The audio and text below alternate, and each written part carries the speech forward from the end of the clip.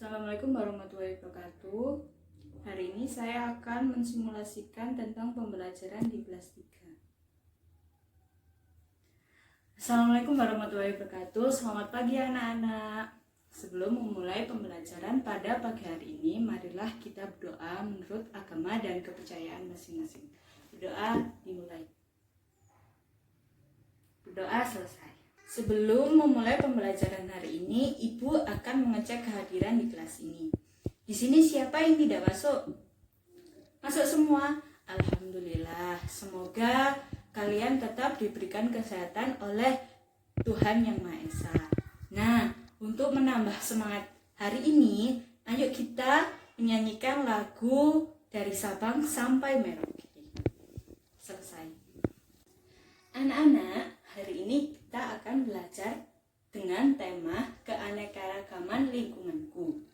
Kan kemarin kita sudah belajar tentang pantun. Hari ini kita akan belajar tentang dongeng. Sebelumnya Ibu mau bertanya, apakah di lingkungan kalian ada orang yang tidak berasal dari Jawa? Ada? Ya, dari mana?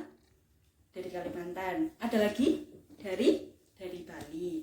Nah, setiap daerah itu mempunyai cerita atau asal-usul yang berada di lingkungannya. Contohnya seperti Surabaya di Jawa Timur.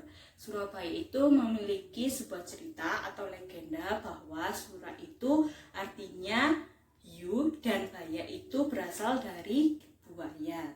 Nah, legenda itu juga termasuk dari dongeng. Dengan belajar dongeng ini, kita akan mengetahui pesan-pesan yang disampaikan di dalam cerita dongeng tersebut. Dan hari ini kita akan belajar mengenai dongeng.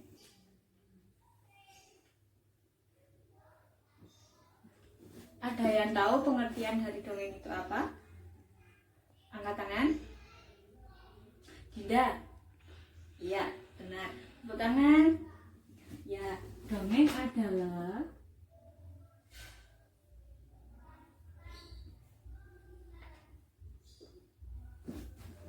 karya sastra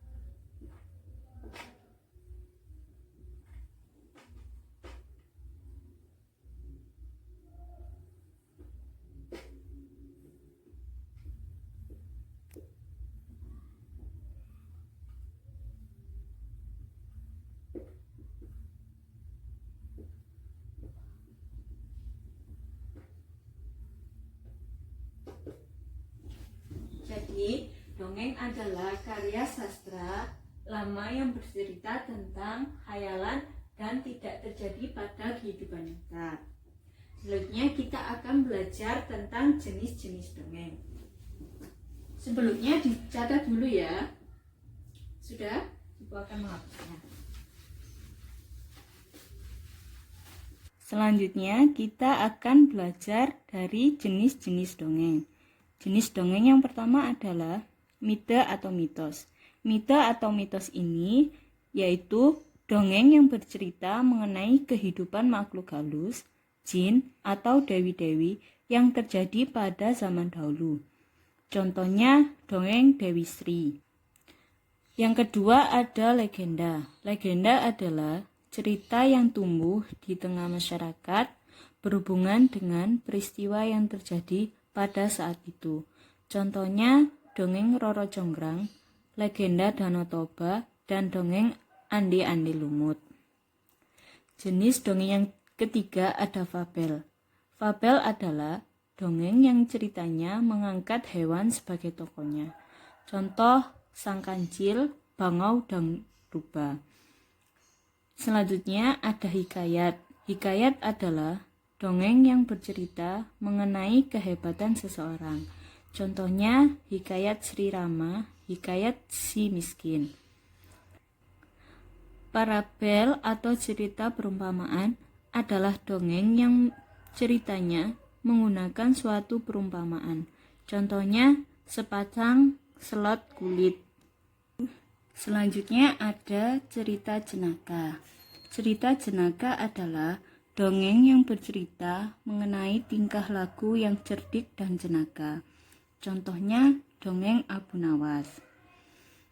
Selanjutnya ada cerita Pelipur Lara. Pelipur Lara adalah dongeng yang bersifat menghibur. Biasanya dibawakan oleh dalang dan menggunakan wayang sebagai medianya. Yang terakhir ada dongeng biasa. Dongeng biasa adalah dongeng yang kisahnya diperankan oleh manusia. Contohnya bawang merah dan bawang putih. Selanjutnya kita akan belajar mengenai unsur dongeng. Yang pertama, tema. Tema adalah ide pokok yang mendasari terbentuknya dongeng. 2. Latar. Latar adalah setting atau tempat terjadinya peristiwa di dongeng. Yang ketiga, ada alur. Alur adalah jalan cerita dalam sebuah dongeng. Yang keempat, ada tokoh. Tokoh adalah pelaku dalam sebuah cerita dongeng. Yang kelima, ada penokohan. Penokohan adalah watak, sifat, atau karakter yang dimiliki oleh pelaku dalam dongeng. Yang ada sudut pandang. Sudut pandang adalah posisi pengarang dalam memandang suatu peristiwa dalam dongeng. Yang ketujuh, ada gaya bahasa. Gaya bahasa adalah cara penyampaian tulisan oleh penulis. Yang kedelapan, ada amanat.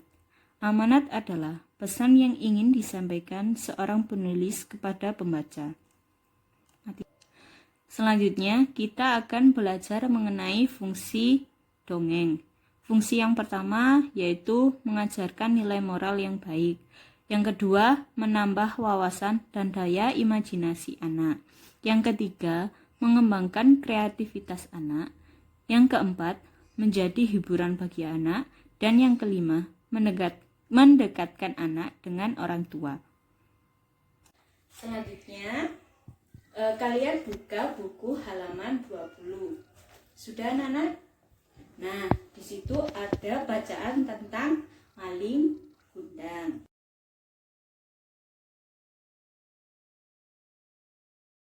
Ibu akan menunjuk salah satu dari kalian untuk membaca dongeng tentang maling kundang.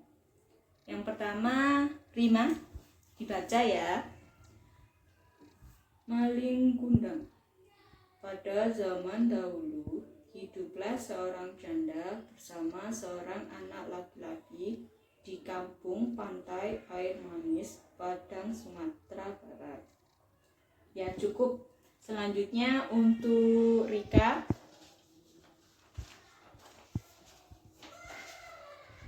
Tidak lama kemudian, cuaca di tengah laut yang tadinya cerah mendadak berubah menjadi gelap. Entah bagaimana awalnya, tiba-tiba datanglah badai besar menghantam kapal maling kundang.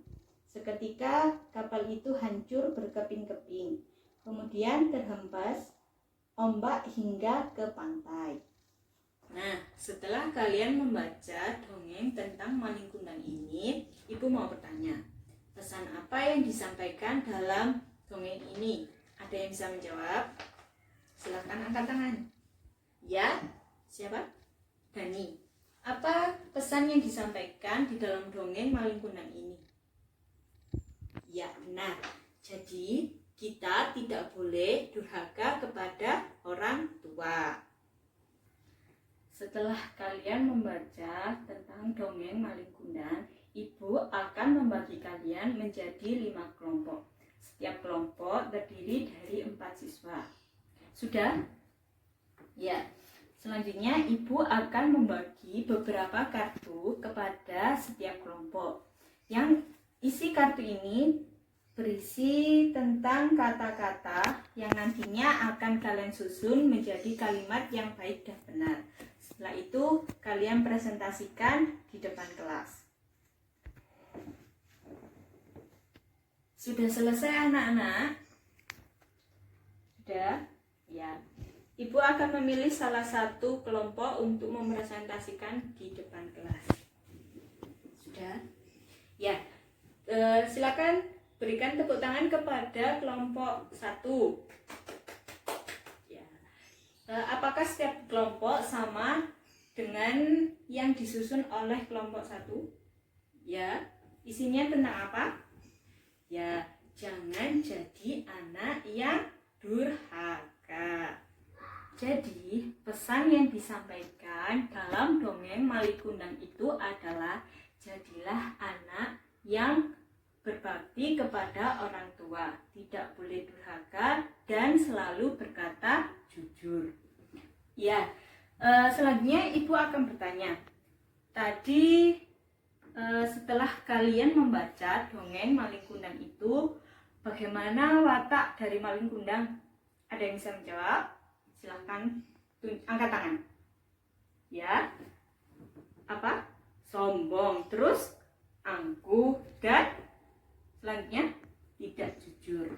Jadi setiap orang itu memiliki karakter masing-masing yang membedakan dirinya dengan orang lain. Apa sih pengertian dari karakteristik itu? Karakteristik adalah sifat khas yang ada pada seseorang yang dimiliki oleh diri seseorang itu dan membedakan diri mereka dengan orang lain. Contohnya seperti jenis kelamin. Jenis kelamin itu perempuan dan laki-laki. Selanjutnya tentang ras, budaya, suku, kebiasaan, adat istiadat. Nah, hal itu yang menjadi pembeda di antara orang satu dengan orang lain. Karena waktu pembelajarannya sudah habis, Ibu akan memberikan soal evaluasi kepada kalian dan nanti dikerjakan di rumah ya.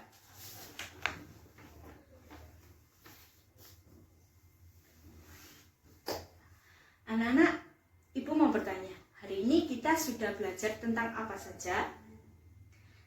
Ya, mengenai pengertian dongeng. Selanjutnya tentang jenis-jenis dongeng dan apa saja unsur dongeng serta fungsi dari dongeng. Selanjutnya kita belajar tentang apa lagi? Tentang karakteristik seseorang. Semoga pembelajaran pada hari ini bermanfaat dan menyenangkan bagi kalian. Dan Ibu akhiri, wassalamualaikum warahmatullahi wabarakatuh.